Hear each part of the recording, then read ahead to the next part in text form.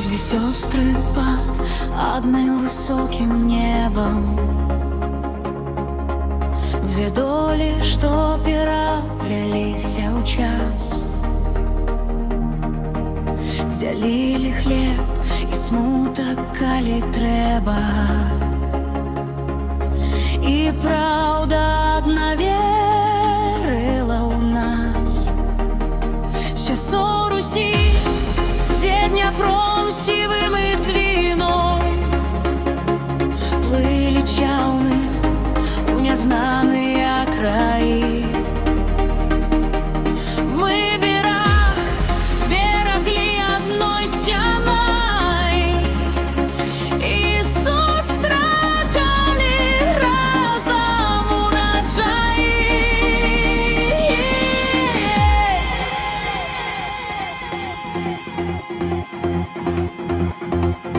А потім великое княство дало нам спречку.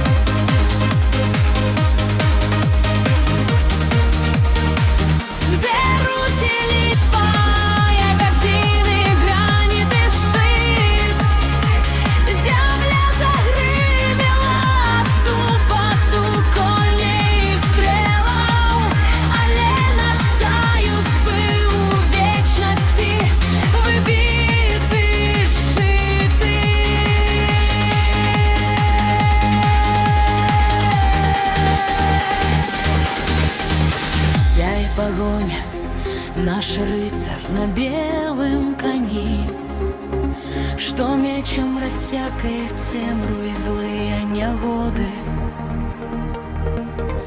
А поруч тризуб, что в светлой, святой вышине несе заповедной мацнейшей живой свободы.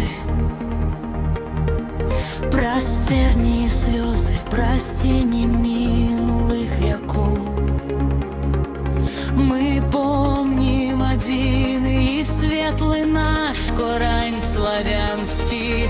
Хай рехи дубровый, шумливый подих веков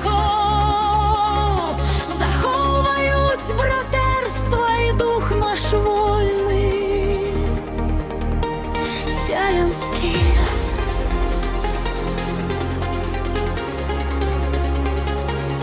Сялянский.